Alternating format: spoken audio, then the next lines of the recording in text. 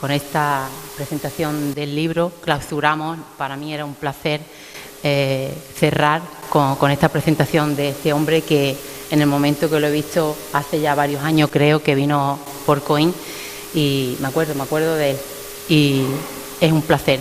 Tengo que decir que esta semana ha sido una semana intensa, con muchas actividades, que ellos, los mayores de Coín, tienen muchas actividades, son muy activos, pero yo en esta semana dedico siempre al año muchas cosas más. Hemos tenido talleres, viajes, torneos, teatro. La verdad es que se lo han pasado bomba. A mí me han tenido al trote, ellos también.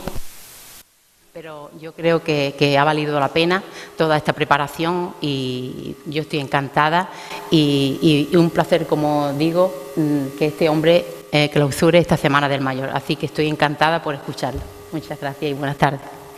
Bueno, estamos en familia, como vemos. En principio quería agradecer la presencia de la concejala de Asuntos Sociales, María, y Maribel, concejala de Cultura, y al resto de amigos, muchas gracias por vuestra presencia. Es un auténtico placer reunirse para celebrar el nacimiento de una nueva criatura literaria, y lo es mucho más si el neófito supone una parte importante de la experiencia vital de un escritor octogenario que, despojándose de recuerdos, desea entregar este maravilloso legado a los presentes y a las futuras generaciones, porque es obvio que los libros conservados con afecto perduran en el tiempo. Ecos de la Alhóndiga es el nombre del libro que hoy aquí se presenta, gestado en el fecundo vientre literario de nuestro admirado Paco Vaquero, ilustre cartameño, y que supone todo un homenaje al sufrido campesinado de la olla del Guadalhorce, en unos tiempos en que el ingenio humano se ponía a prueba para poder salir adelante. Está previsto presentarlo en las poblaciones más importantes de la comarca. Ya lo hicimos en Cártama, hoy lo hacemos en Coín y próximamente, Dios mediante, se hará en los dos Alaurines. La persona que va a intervenir a continuación es un joven emprendedor cartameño que ha sido pieza clave para que el libro que hoy se presenta sea una realidad. Cuando supo del proyecto literario de Paco Vaquero, no dudó un segundo en animar a su autor a que volcara sobre el papel todas esas experiencias vividas por él en torno a la cultura campesina de los pueblos de la ribera guadalorzana, para así poder legarlas a la posteridad. Y adquirió el firme compromiso de financiar su primera edición, que hoy podemos disfrutar entre nuestras manos. Durante sus años de adolescencia y juventud, el respeto por la ecología y la defensa del mundo rural fueron una constante. Hablamos de un cartameño cuyos mejores años de juventud los dedicó, junto a otros jóvenes amigos suyos, a luchar altruistamente por la mejora de las condiciones de vida de sus paisanos. Es un inconformista empedernido, activista social y siempre dispuesto a las quijotadas. Un Quijote que en más de una ocasión sufrió las inclemencias de la incomprensión por parte de quienes conciben la vida como un juego de intereses. Aún así, ha conservado intactos sus ideales, pues ha conseguido reciclar las experiencias negativas en un combustible que lo ha utilizado en su crecimiento personal. Sus múltiples ocupaciones empresariales por toda la geografía española lo han mantenido alejado de su pueblo natal, Cártama, pero robándole tiempo al tiempo, ha conseguido poder estar presente en el alumbramiento de esta bella criatura literaria como es Ecos de la Alhóndiga y participar de este homenaje que estamos tributando a ese mundo rural de nuestros recientes antepasados por el que él ha luchado tanto. Es un placer presentaros al cartameño y amigo José Juan Bedoya Santana.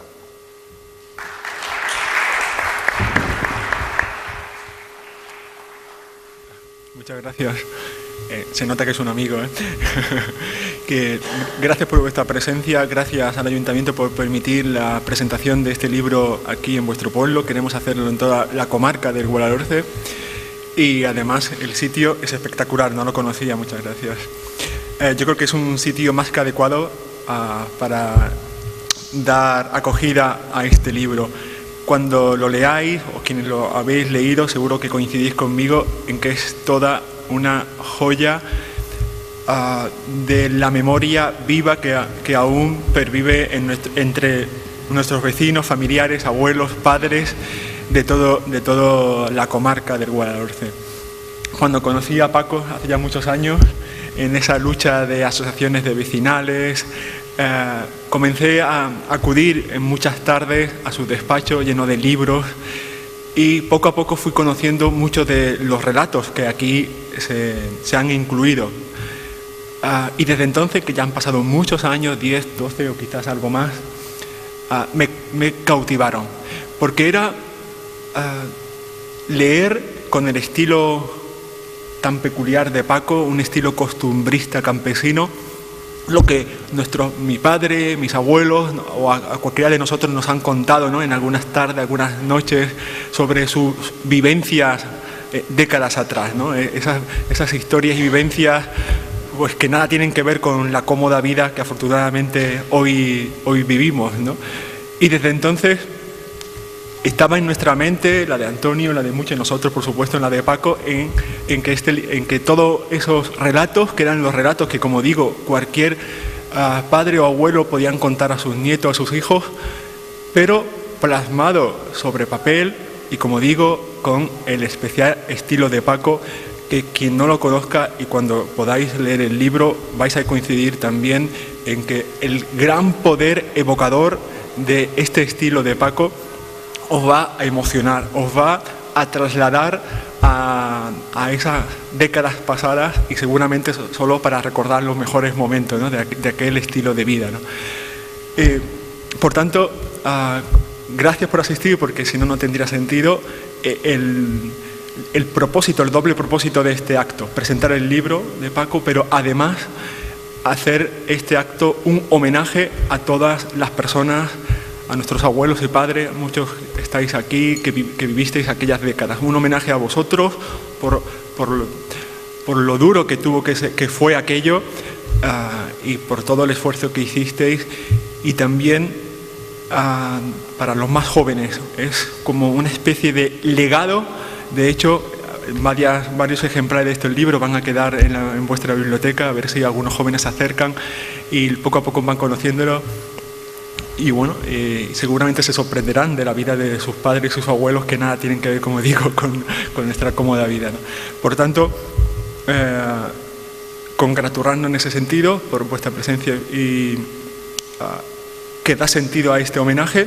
Y por último, recalcar que al final del libro hay un glosario con más de 300 palabras que ya no se usan, pero que muchos de vosotros usabais en vuestras conversaciones normales, habituales, en el día a día, ¿no?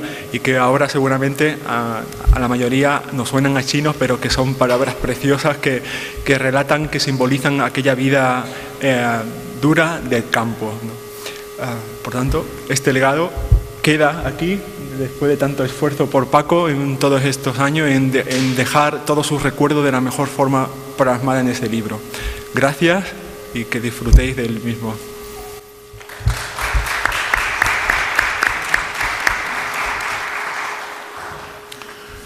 Bueno, para presentar este libro en Coín hemos recurrido a una persona de esas que, si tú lo dices ven, si tú le dices ven, lo dejan todo. Su nombre sabe y huele a cultura, una cultura de la que se fue impregnando ya en los años 80 con la creación de aquella entrañable Galería Alameda, lugar de encuentro de la gente con inquietudes culturales y de la joven creatividad que estrenaba aires de libertad, pudiéndose degustar en ella durante una década el arte en forma de pintura o escultura.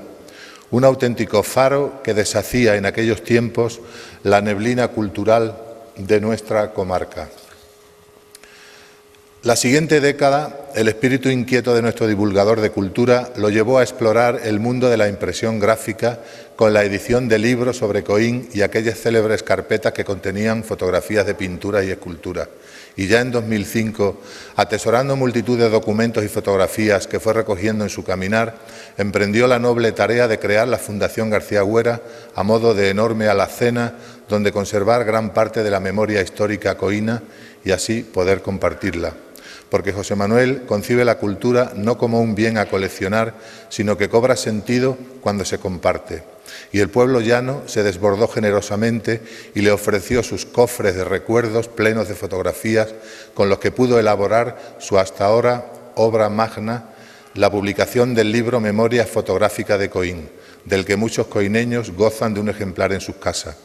Mención aparte merece la recuperación que la Fundación García Güera está promoviendo para Coín de su pintor más universal, Antonio Reina Manescau, del que se está habilitando en este lugar unas magníficas salas museo donde exponer parte de sus cuadros, siendo la estrella de dicha exposición museo un lienzo de gran valor sentimental para esta ciudad, titulado Rancho Coineño.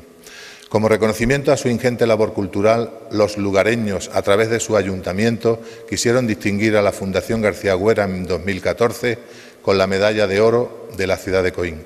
Y este profeta en su tierra, afable, cercano, generoso, no ha dudado en aceptar la presentación del libro de su buen amigo Paco Vaquero en su pueblo natal, por lo que nos sentimos muy honrados.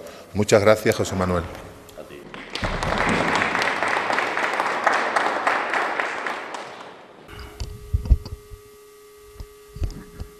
Señoras concejalas, señoras concejalas, Maribel, María, amigas y amigos todos, buenas tardes. Muchas gracias, Paco, muchas gracias, Antonio, también por tus palabras. Muchas gracias, Paco, por invitarme de nuevo a presentar tu nuevo libro. Es un honor. Ya sabe que para mí, además, es una satisfacción estar sentado en esta mesa contigo y todavía más, si cabe, que de nuevo sea en nuestro pueblo y en este bello lugar, como es el emblemático y antiguo convento de Santa María, en donde hoy confirma este acto, entre otras buenas cosas, que no solo tengo el honor de ser quien de nuevo presenta tu último libro, sino que además, y a juzgar por esta reunión que clausura la brillante Semana del Mayor que ha organizado el Ayuntamiento de Coín, amigo Paco, también me has convertido oficialmente hoy, y lo digo con alegría, en una persona mayor. Con lo cual, así que haciendo uso de la nueva condición, me voy a tomar la licencia de leer estas palabras por el temor a que la edad, en fin, que ya tenemos, me haga quedar en el tintero algunas cosas que no quisiera obviar. Decía de Coín nuestro pueblo, porque también es el tuyo. Tú mismo lo dices, yo te lo he oído decir muchas veces, y hasta presumes de esa doble nacionalidad, aunque bien es verdad que sin comprometer nunca tu profundo amor por la patria chica, por la cártama de tus amores. Porque como sabéis todo o habréis intuido, Francisco Vaquero Luque es de Cártama, donde nació en 1931, el pueblo vecino que tiene una virgen y patrona como aquí para todos los remedios. De su pueblo, de su virgen y de su gran amigo cartameño José González Marín, trataba su anterior libro, El Juglar y la Virgen Peregrina, que presentamos igualmente aquí en este lugar, en esta misma fecha, en el 2012. Yo conozco a Francisco Vaquero desde hace ya muchos años. Con él he tenido el placer de conversar en innumerables ocasiones, de compartir papel y tinta en el periódico Dascuán de Tomás Pavón, también papel, tinta y página en el aguijón de nuestro querido y común amigo Antonio Fuentes, y hasta micrófono, recordará, en la histórica emisora cartameño de la familia Linares, ¿no? Y siempre y en todos lados he podido constatar y admirar sinceramente su compromiso con esta tierra, su vocación por las cosas del saber y la cultura, su empeño en transmitir la historia e intrahistoria común, el dar a conocer lo mejor de su pueblo, su labor constante para mantener y engrandecer ese patrimonio grande que es la memoria colectiva de su tierra y de la comarca del Guadalhorce. Y siempre añadiendo esa visión crítica y personal que hacen de él la persona tan singular que es y lo definen, fruto de su erudición y claridad de mente, un luchador incansable que a pesar de los varapalos de la vida a su delicada salud, sigue haciendo camino con su esfuerzo y agotando con su vitalidad a quien se le acerca. Perdón. Y todo ello, lo que hoy, en esta presentación de su libro, más resaltaría sería su generosidad, porque no otra cosa que un acto de suma generosidad es siempre un libro. Es decir, poner a disposición de todos el fruto de un trabajo muchas veces tan agotador como gratificante, que al final se convierte siempre en eso, en un acto de total generosidad del autor con todos nosotros, porque han de saber ustedes que cuando compran un libro de estas características, de historia local, publicada como siempre, con recursos económicos modestos y particulares, también como es este caso, lo que se paga al comprarlo no es más que el papel, la tinta y el encuadernado. Lo demás, lo de dentro, lo más valioso, se da gratis, porque es simplemente impagable. Así que gracias también por tu generosidad y por este nuevo libro, Paco. Permíteme que vuelva a traer a la memoria algo que ya te pude contar hace tiempo en este mismo sitio, pero que hoy tiene una significación especial y por eso me gustaría recordar nuevamente la lejana relación de tu primer apellido Vaquero con mi pueblo. Y es que el 9 de julio de 1770 se presentó en Coín don José de Casamayor. Él era el racionero de la Catedral de Málaga y comisionado por la alta jerarquía eclesiástica para recabar información en el expediente de limpieza de sangre del apellido Vaquero, instado por un antepasado tuyo. El fiscal eclesiástico de esta villa de Coín, don Domingo Fernández, por medio del alguacil, citó a varios paisanos como testigos, entre los que se encontraba quien había sido el maestro de escuela, don José Berrocal, y también otro notable de entonces, don Juan Canolares. Este, con conocimiento directo sobre los hechos, nos cuenta que Juan Vaquero, casado con doña Francisca del Romero de Alzaina y nacido en diciembre de 1642, tuvo un hijo varón y una hija llamada doña Bernarda, que nació en septiembre de 1675. Y sigue relatando en su comparecencia que fue esta señora de una singular hermosura, tanto, y cito, que era celebrada en esta villa y barrio del Albaicín, en que vivía por la gallardía y buen parecer de su persona. Se sigue contando, para desvelarnos algo más de esta bella coineña, y vuelvo a citar, que habiéndola llevado su padre a Málaga, enamoróse de ella el capitán de artillería don Juan Torrén, comandante de la plaza y fortaleza de Melilla por aquel tiempo, que comandaba el Torreón del Obispo, y que la tomó por esposa, naciendo de este matrimonio una honorable descendencia. La documentación derivada de aquel expediente de sangre se conserva hoy en el archivo de la Catedral de Málaga, al libro 49, número 11.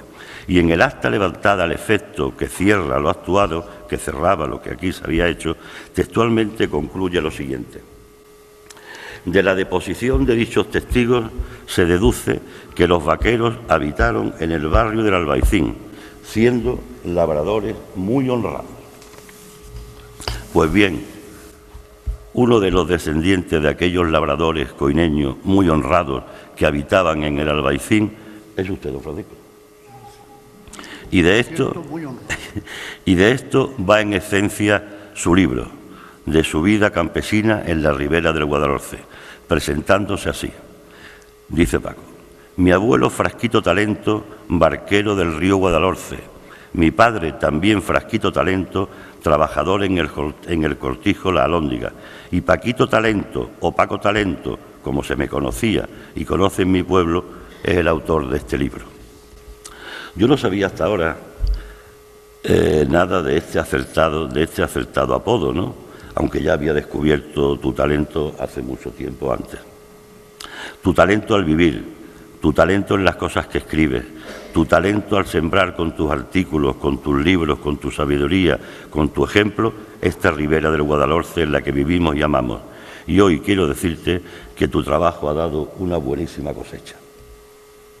Ecos de la Alhóndiga, el libro de Paco Vaquero que nos reúne aquí, quiere él que sea su particular homenaje a los hombres y mujeres trabajadores del campo, a nuestros padres y madres, a nuestros abuelos y abuelas. Es un libro sembrado y cultivado con sus manos en nuestra tierra, que seguro echará profundas raíces entre nosotros. En la cubierta trasera del libro, Antonio Fuente, gran amigo del autor y responsable prácticamente de todo esto, nos indica que es una gavilla variopinta de relatos con sabor a campo y a pueblo, donde su autor, ya octogenario, consigue sobrevolar sin acritud por encima de aquellos duros tiempos de guerra civil y posguerra, a través de sucesos extraordinarios y personajes entrañables que nos llegan al corazón. Y el profesor Jesús Cota escribe en el emotivo prólogo de este mismo libro que para escribir Ecos de la Alhóndiga, que salva del olvido casi un siglo de nuestra historia, no basta un testigo directo que lo haya vivido, sino un escritor que sepa contarlo. En la persona de Francisco Vaquero Luque se dan ese testigo presencial y ese buen escritor, que no solo ha cultivado la tierra, sino que además se ha preocupado por cultivarse a sí mismo, hasta el punto de que es una de las luminarias culturales de la comarca del Guadalhorce y mantiene viva su memoria histórica. Después de tan dostas reflexiones sobre la obra y su autor, nada podría añadir yo ahora para explicarla mejor, teniendo en cuenta además que va a ser su propio autor quien lo haga a continuación. Y es por esto, y por último, que os digo que cuando se está al lado de Francisco Vaquero Luque, lo mejor que uno puede hacer es callarse y aprender de él. Eso es lo que yo hago ahora, callarme ya, agradeciendo a todos vosotros vuestra paciencia y atención. Muchas gracias, Paco.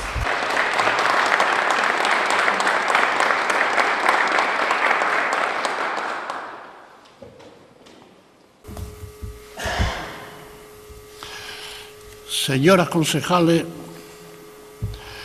señoras, señores, amigos todos, buenas noches. Me honra en presentar a ustedes mi Dios mediante penúltimo libro, Ecos de la Alhóndiga, y mi decisión de escribirlo, he recibido ayuda de un grupo de amigos que siempre me lo pidieron y animaron a ello. Incluso, al no permitírmelo la salud en un momento dado, fue Antonio Fuente quien me lo corrigió magistralmente. Y un joven amante de la cultura, José Juan Bedoya, aquí presente, lo ha editado. Gracias a todos y, cómo no, a ti, José Manuel García Agüera, por las palabras que me acabas de dedicar, generosas como siempre. Te la merece. Aborda mi libro la problemática vida, pero también la cultura, la benéfica cultura y frutos espirituales del sufrido sector social campesino, patronal y asalariado, del que por su abnegada y bienhechora misión es obligado a hablar siempre con sumo respeto. Es obligado a hablar siempre con sumo respeto, repito, y por escrito, para aciguatar conceptos pertinentes que deben prevalecer en la memoria, pues a la probidad campesina, siempre olvidada, cuando no menospreciada ingratamente, debemos en gran medida el bienestar de que hoy gozamos. El campo, como veremos, es un sentimiento. Yo puedo decir que un estadio de mi vida, mi casa y mi sentido estuvieron en la naturaleza. El campo es otra cosa más seria y sustancial que el sitio donde van algunos los domingos a comerse una tortilla sobre un mantel a cuadros. En este acto y el libro Eco de la Alhóndiga, que aquí tengo el honor de someter a la consideración de ustedes, constituyen, pues, un respetuoso homenaje a nuestros antepasados labriegos. Recoge, entreverado en 47 relatos temáticos, la vida, usos y costumbres, abnegación profesional, capacidad de trabajo con las que el campesino tanto bien hizo y hace a la humanidad, cuyo pan de cada día le saca la tierra con vocación casi mística. Cada uno con su trabajo nos ganamos el pan de cada día, pero sin la abnegación del labriego y trabajadores del campo, no habría pan, ni patatas, ni hortalizas, etcétera, que comprar. En terreno sentimental, tengo fuertes razones para amar al hombre del campo, aparte de que mis padres y yo mismo lo fuimos. Nací en un cortijo y en él me crié, siendo mis únicos y condescendientes amigos hasta los 6 años, En el cortijo ni cerca había otros niños, boyeros, gañanes, buleros, braceros, cuyo argot, gesto y condición austera y cabal me sellaron favorablemente para toda mi vida.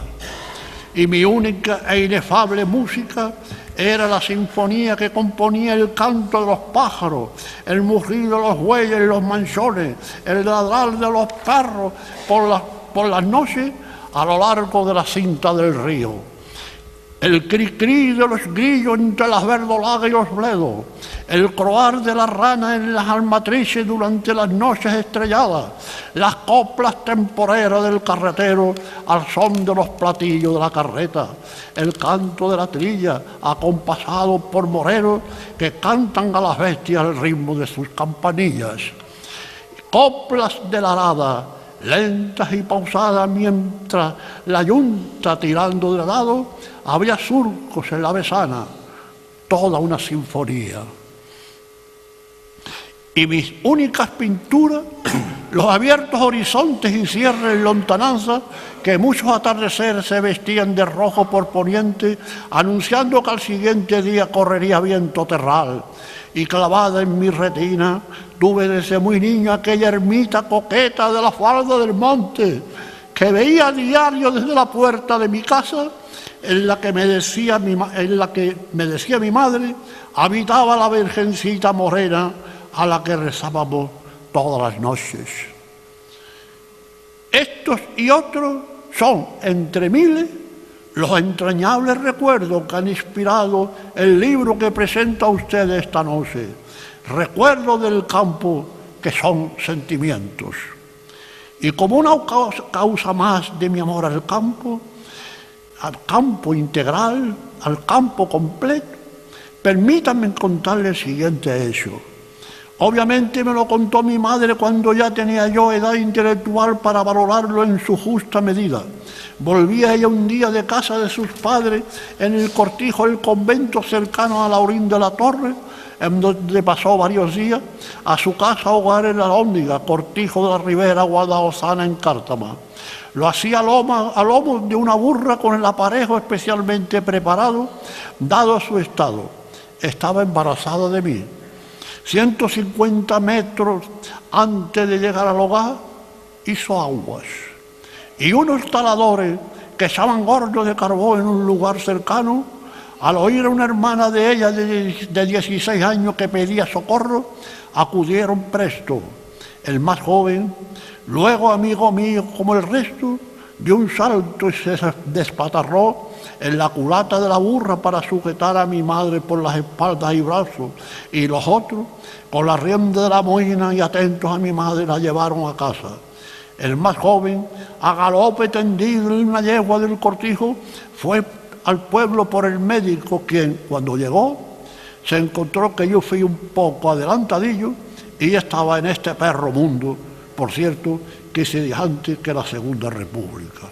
O sea, que conozco el campo y sus gentes, podría decirse que desde antes de nacer. Volviendo al tema central, por supuesto que también como paralelo desagravio al resignado labriego son de significar y lamentar las vicisitudes onerosas, intermediarios, especuladores, plagas, sequías, inundaciones y tantas otras calamidades que siempre lastraron las condiciones vitales de aquellos antepasados nuestros, a los que en mi libro, aquí esta noche, situamos en el entrañable recuerdo de reconocimiento y justicia.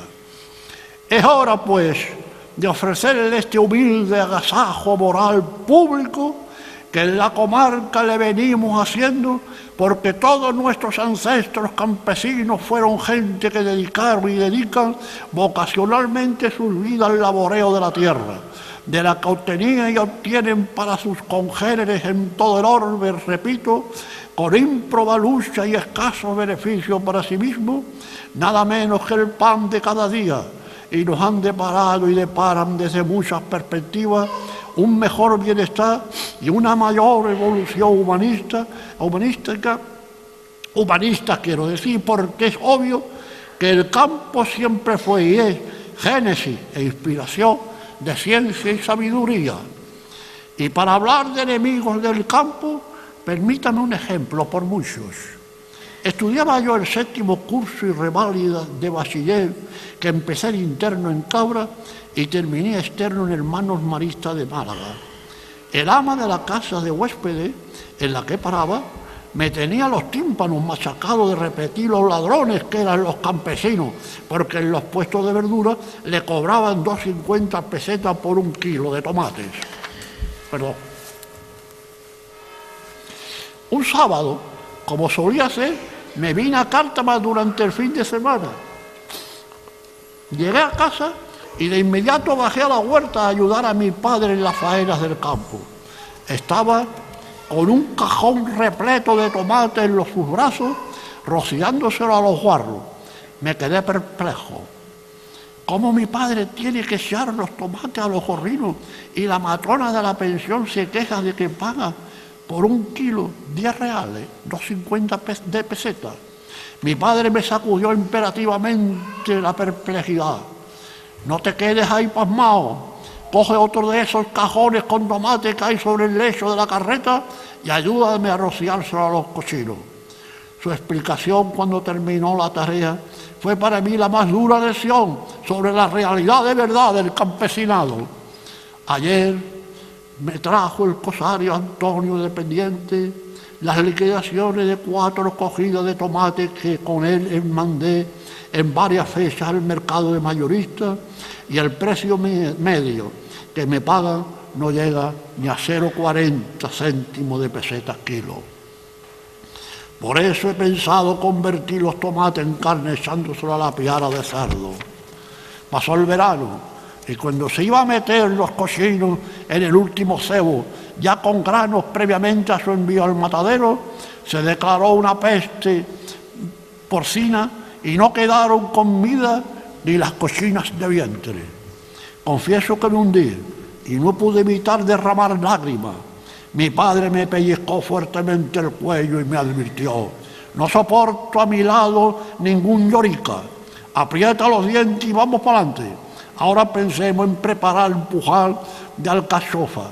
Mañana, que es domingo, y estás aquí, unces una yunta y te vas tú también a hacer la arar en el barbecho para las alcachofas, junto con los cañanes de las otras 2 yuntas.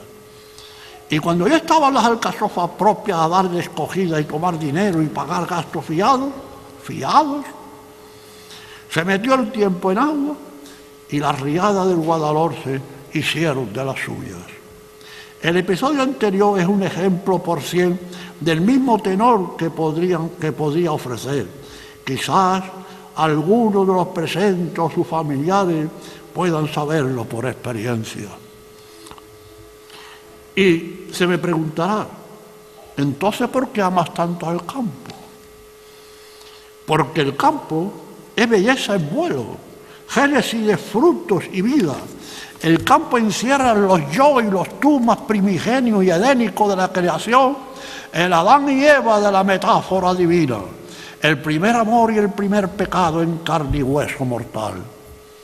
De la tierra lo aman todos quienes están predispuestos al amor, porque sobre ella aliente se sustenta todo, de la naturaleza abierta mana poesía del alma y filosofía encausadora de la razón.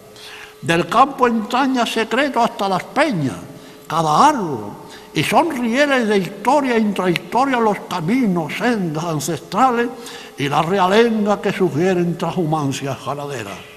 Cada primavera, todo árbol es un corazón que late con decenas de nidos posados en sus ramas, en los que pipían pataletes implumes, que pronto serán saetas voladoras con plumas.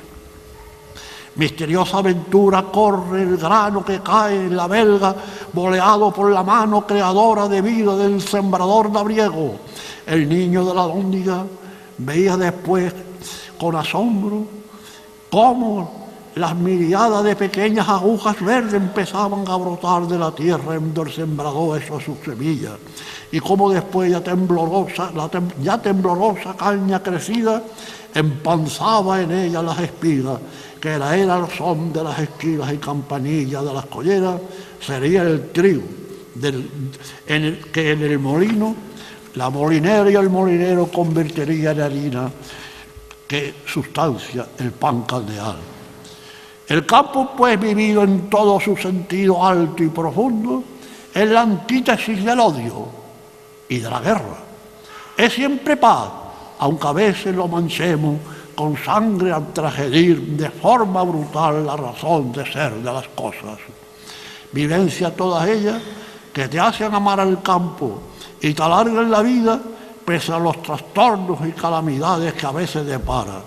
Un milagro, porque eso no merma el amor que suscita la tierra.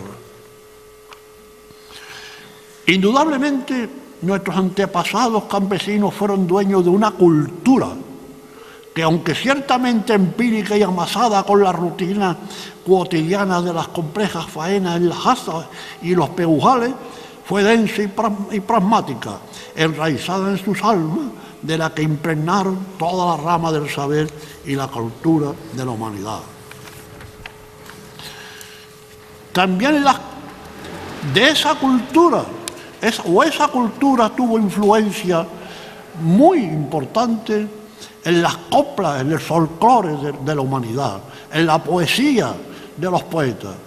Estas, entre otras, son mis razones de amor al campo y a su gente.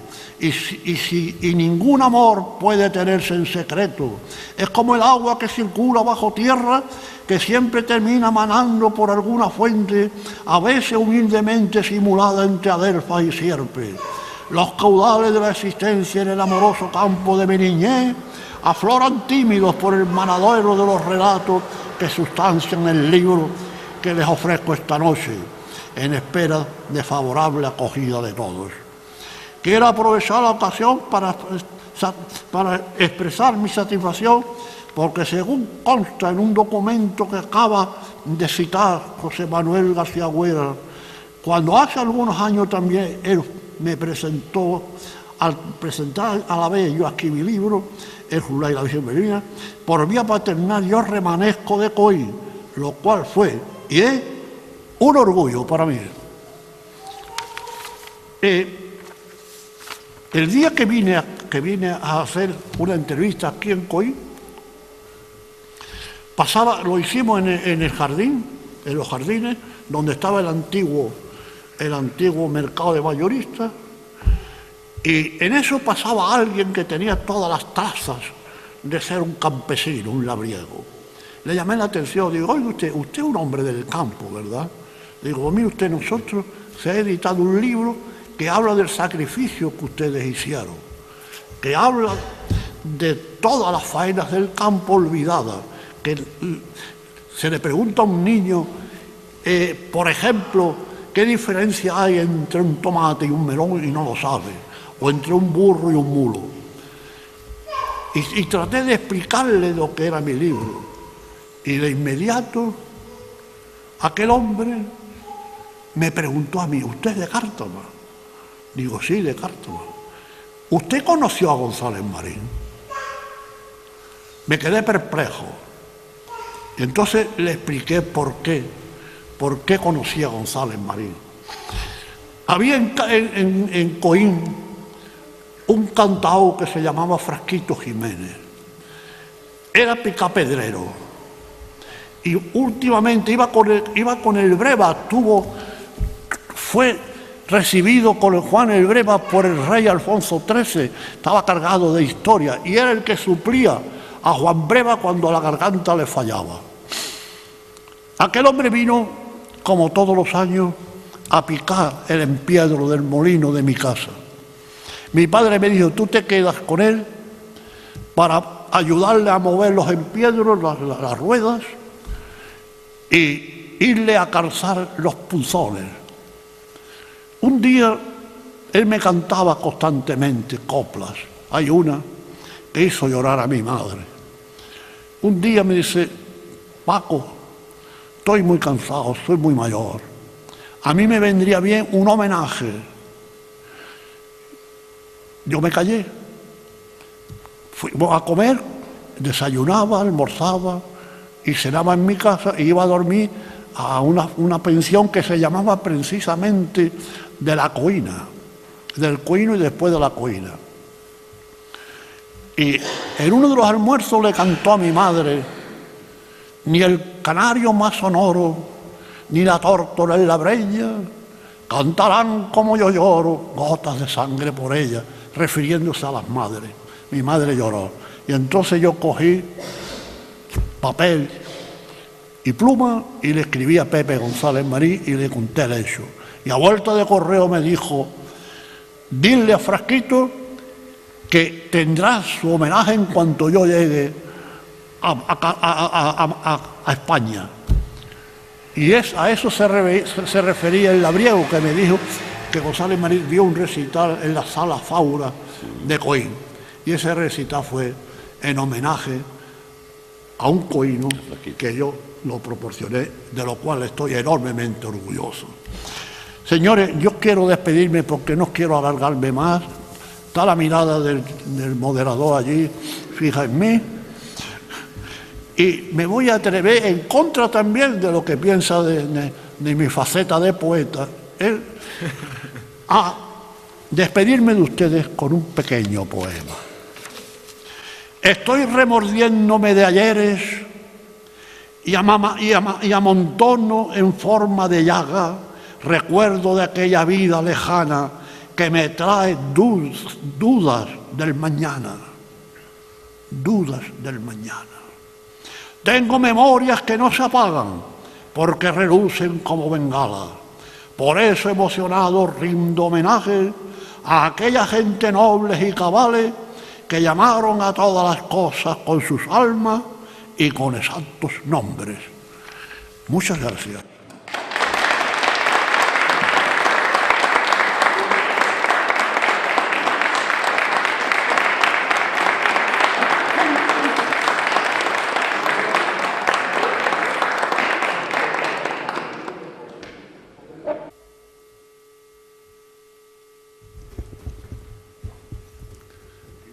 Dice: cría fama y échate a dormir. En este caso, Paco Vaquero, mi mirada era, pues no justo de recriminarte nada, sino de que estaba totalmente extasiado, porque tú ganas mucho cuando hablas en directo.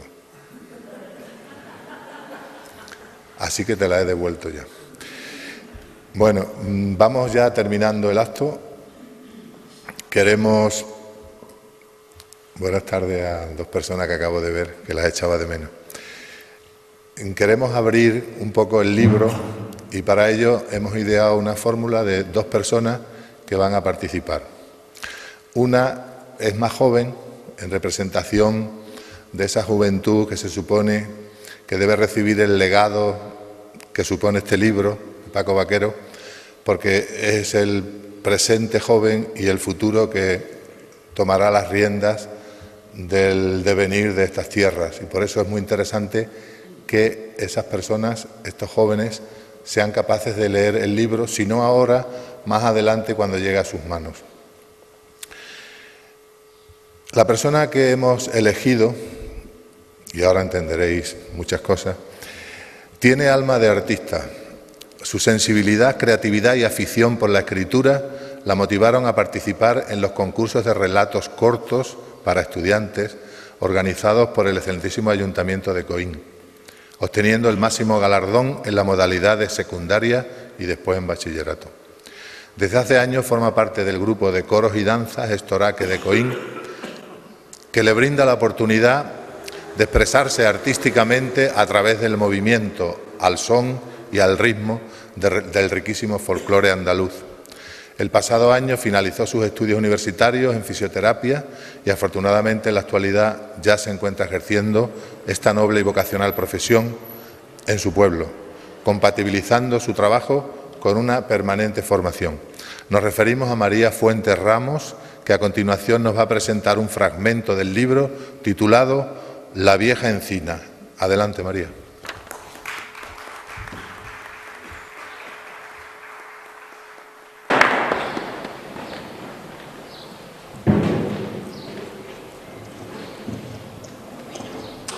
Hola, buenas noches.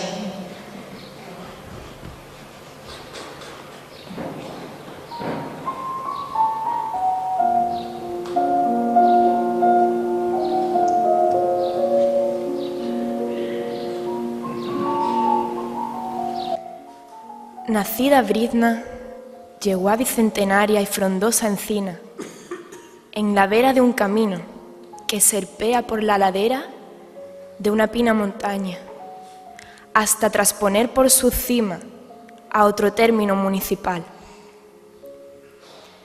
Su umbrosa copa ofreció siempre generosa sombra a cansados caminantes, y fue grato lugar de sesteo para piaras de ganado.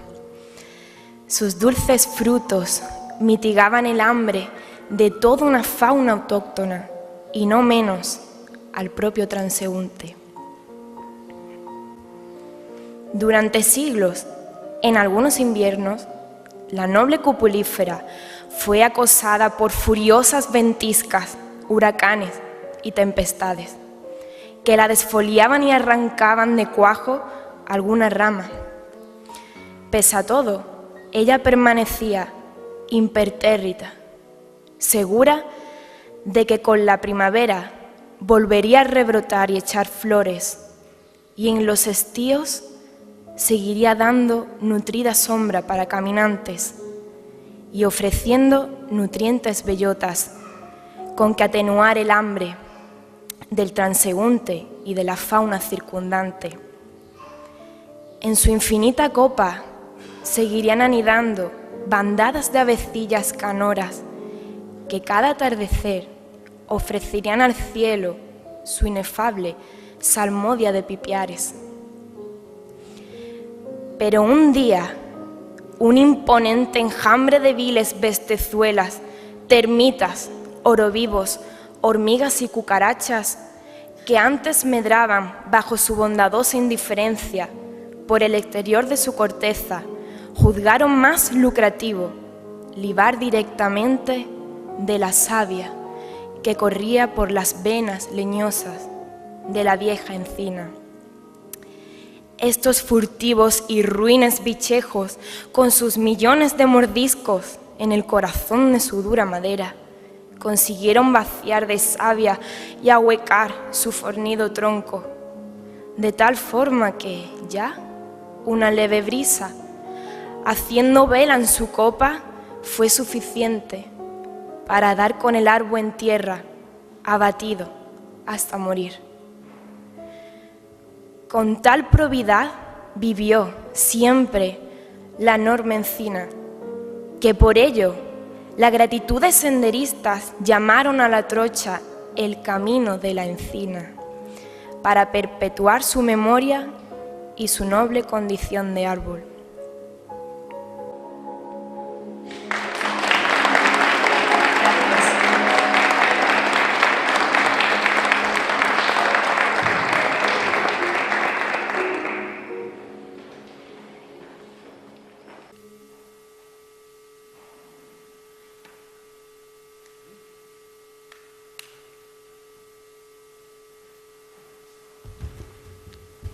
Como dice el refrán, con la gloria se va la memoria. Bueno, a lo largo de siglos, el Guadalhorce, protagonista del libro que hoy se alumbra, ha ido conformando la personalidad y la cultura de los pueblos de su ribera, inclusive la de los próximos a ella, como Alhaurín el Grande o Coín, localidades muy significativas para la persona que va a participar a continuación. Aunque nacido en un pueblo de Granada, pasó toda su juventud y madurez a caballo entre Coín, lugar de residencia, y Alhaurín el Grande, pueblo donde desarrolló su labor docente y artística. Porque Juan Crisóstomo García, además de haber sido un magnífico profesor de inglés y de música, ha cultivado también el gusto por la literatura y la música, tratando de inculcar a sus alumnos la afición por estas nobles artes, organizando con ellos en múltiples ocasiones inolvidables espectáculos donde el maridaje de la poesía y la música han propiciado muchos momentos de gozo al espectador. También fue voz principal del colectivo Erató, un grupo intergeneracional que difundió la poesía de la escritora antequerana Celeste Torres por muchos pueblos de la comarca, provincia y Andalucía, cosechando grandes éxitos. Fue finalista en el segundo certamen internacional de Rapsodas González Marín, que el Ayuntamiento cartameño organizó en memoria de tan ilustre hijo. Hoy se ha querido sumar a este acto donde nuestro admirado Paco Vaquero, con su relato, rinde un merecido homenaje a la dura vida del labriego. Para ello, nos va a emocionar con la lectura de uno de sus más bellos y entrañables capítulos, El porquerillo. Disfrutemos de la voz hecha sentimiento de Juan Crisóstomo García. Adelante.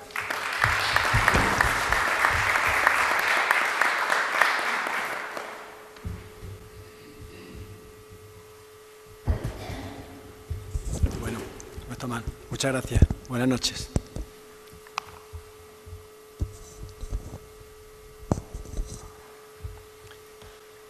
Raspasayo, mote por el que se le conocía popularmente, además de barbero en Cártama, ponía inversiones, sacaba muelas y se terciaba, y ejercía de capaó de cerdos e incluso de cerdas, que ya hay que tener arte en cirugía veterinaria. Operación necesaria al meterlos en engorde para su posterior sacrificio en el matadero industrial o en la ritual matanza casera prenavideña, cual era tradición atávica en los pueblos andaluces, al menos en las familias medianamente pudientes. Aquel domingo, antes de apuntar el sol, Raspasayo se dirigía a lomos de su burra, aparejada con enjalma, mandiles y corona de días festivos, por el camino de las Angosturas hacia el cortijo El Gato, en la dehesa de arriba, desde el que le habían mandado recao para que fuera a capar una punta de cochina, próximas a entrar en cebo, en montanera o estabulación. También, espatarrao delante de su regazo, el capaó llevaba a su hijo, un zagalillo de como 6 años, al que sostenía con la mano que le dejaba libre el manejo del cabestro con que encarrilaba la cabalgadura. En un rastrojo de cañas de maíz cercano a la trocha de rodadura, un porquerillo de unos 7 años, pintoresca pinta y pobres trazas, guardaba un hato de cochinos. El campo ofrecía aquella mañana un panorama de opresiva tristeza invernal.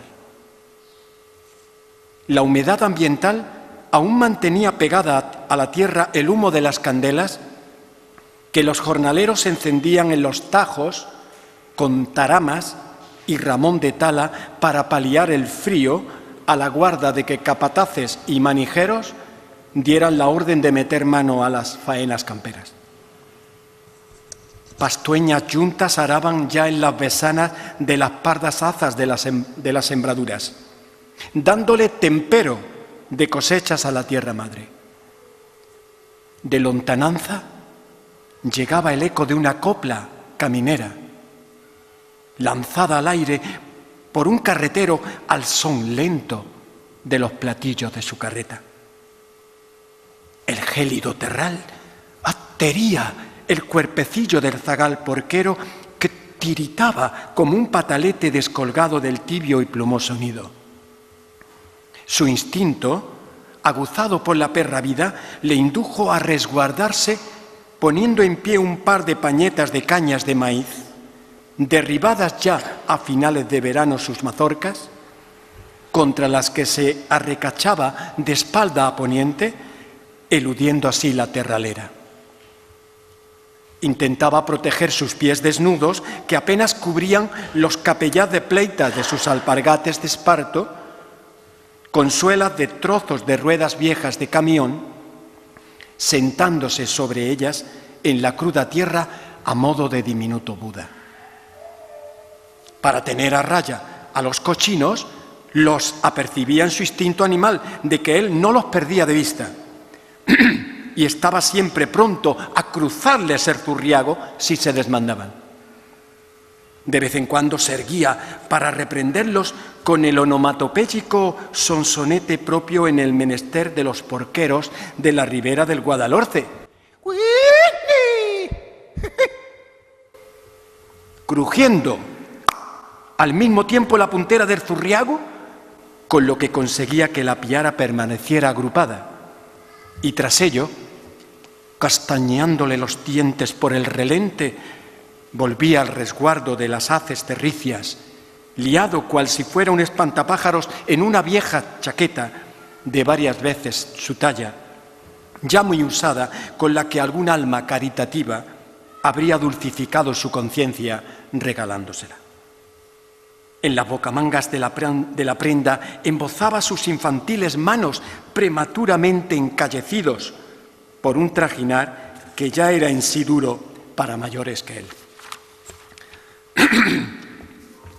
A media mañana, Raspasayo y su hijo retornaban al pueblo a lomos de su rucia por el mismo camino que antes anduvieron en sentido contrario, cuando de pronto advirtieron que el amo de la piara de cerdos, que había aparecido por el careo para echarle un vistazo, increpaba al porquerillo con desproporcionada acritud, incluso para lo acostumbrado de antes.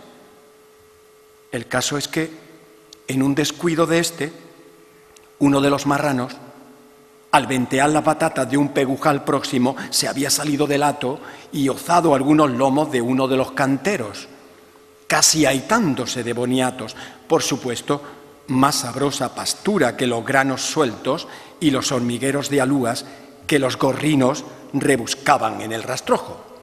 ¡Eres un irresponsable y un inútil! ¡Anda! Coge el camino y que yo no te vea más por aquí. Mañana buscaré otro porquero menos vago que tú. Sobraban motivos para que un niño llorara.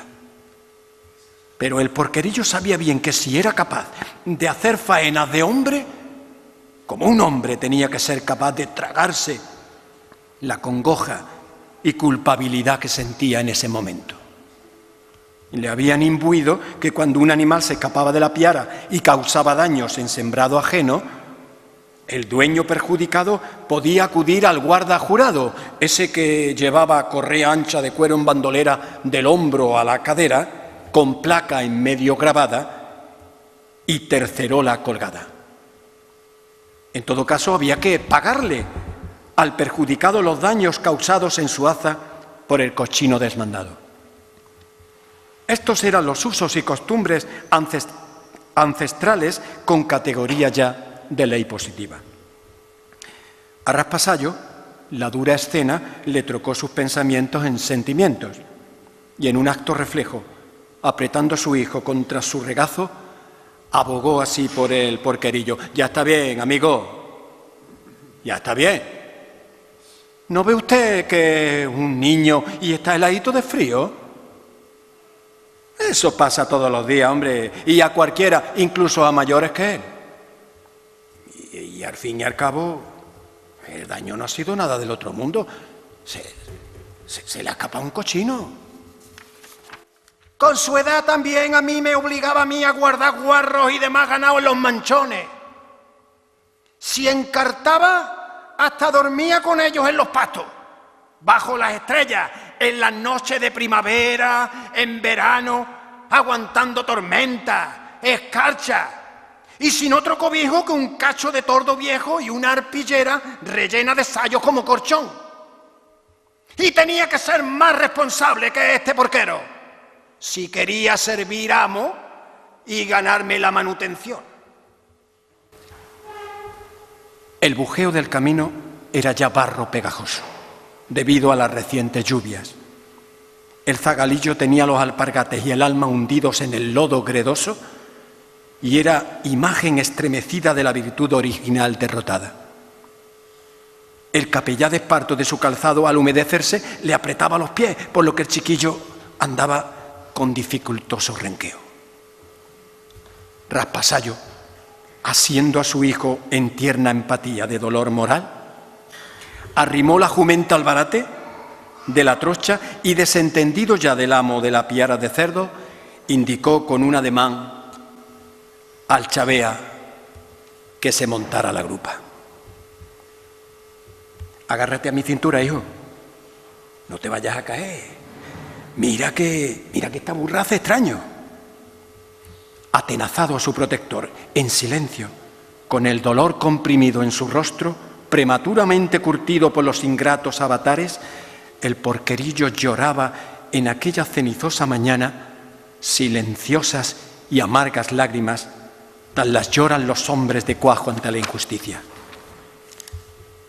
Dime, Zagá, ¿qué edad tiene? Mi madre me dice que estoy metido en los 8 años. ¿Y por qué no estás en la escuela? No, sí, cuando encierro el atajo a la puesta del zoo, voy a la escuela de noche que tiene don Ignacio para los hijos de los jornaleros. ¿Sabe usted? Ya me sé de memoria las 4 reglas. Pero es que no tengo más remedio que servir amo, porque somos 8 hermanos y mi padre no puede mantenernos a todos.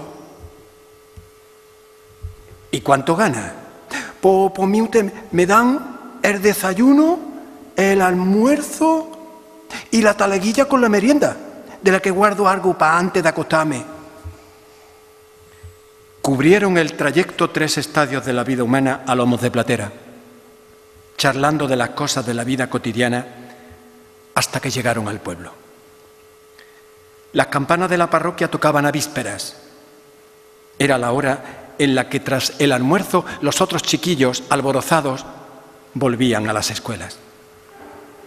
El porquerillo tendría que empezar a buscar nuevo trabajo de mantenido en alguno de los cientos de cortijos que entonces moteaban la hoya del río Guadalhorce. En su cielo infinito, el sumo creador, a la vista de la escena, se cuestionaría al hombre y se preguntaría si realmente era, como pretendió al crearlo al principio de los tiempos, su criatura más perfecta. Cuando creé palomas, no debí crear gavilanes, se diría para sí mismo el sumo creador. Muchas gracias.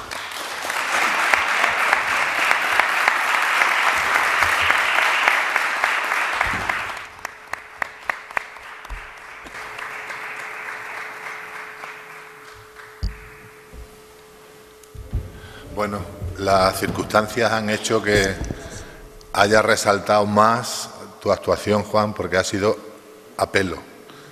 Teníamos previsto un fondo musical, tipo al anterior, pero no sé, no sabemos, un fantasma o algo ha habido ahí que ha estropeado el tema. Pero vaya, que ha quedado la cosa muy bien. Bueno, ya... Florito, ¿no? Ajá, pues entonces Florito habrá querido que despojarte de todo adorno e interpretarlo tan genialmente como lo suele hacer Juan. Bueno, pues ya damos por terminado el acto. Quiero decir 2 cosillas antes y me gustaría que la concejala de Cultura, que ya que está aquí, por lo menos dé un paseillo y cierre, clausure el tema. Yo deciros que ahí tenemos unos libros que hemos traído para aquellas personas que quieran adquirirlo, para que después Paco pueda firmárselos. Y la segunda cosa, que gracias al ayuntamiento, pues ahora después podemos tomar una copita ahí fuera y ya está. Y también decir que para las personas que no hayan podido venir a este acto, y que me imagino que a través de la televisión se pueden enterar, que el libro se puede adquirir en la librería de Mateo Lucena, para que se sepa, vaya. Y nada, yo por mí he terminado mi función. Muchas gracias y ahora tiene la palabra Maribel.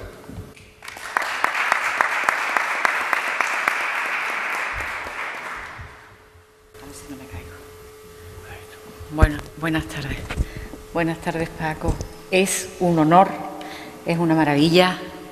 Es una preciosidad lo que le habéis preparado y cómo habéis preparado la presentación del libro de una persona tan entrañable para los coineños como es Paco Vaquero. Es la segunda vez que te tenemos aquí, por lo menos que yo sepa, presentando libros. Para mí es un honor, sé que fuiste amigo de mi padre y tenía muchas ganas de verte, muchas ganas de saludarte. Y además me ha sorprendido saber que tú también naciste unos días antes de la República como él. Tal vez en aquella época la hornada fue una buena cosecha y se criaron gente con un sentimiento y con una grandeza en torno a ese mundo rural en el que todos nos hemos movido de alguna manera, unos con más cercanos, otros más lejos, pero del que estamos impregnados. Nuestra comarca no deja de ser una comarca eminentemente rural y maravillosa. Y yo me siento muy orgullosa.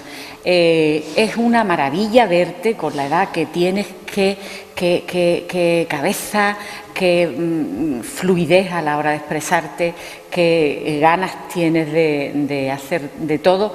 Esta Semana del Mayor contigo yo creo que tiene un broche de oro y podemos estar todos agradecidos y encantados de tener mayores con tanta creatividad, tanto impulso y que nos hacen y que nos enseñan tanto, que nos enseñáis tanto.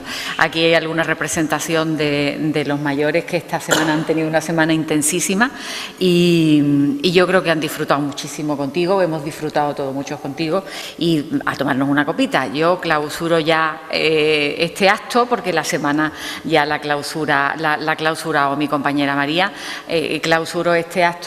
Para mí, ya digo, vuelvo a repetir, es un honor y espero tenerte aquí con tu otro penúltimo o antepenúltimo, que este sea el antepenúltimo y el penúltimo, poder disfrutarlo también. Si Dios quiere, prometido. Si Dios quiere. Venga, a tomarnos una copilla.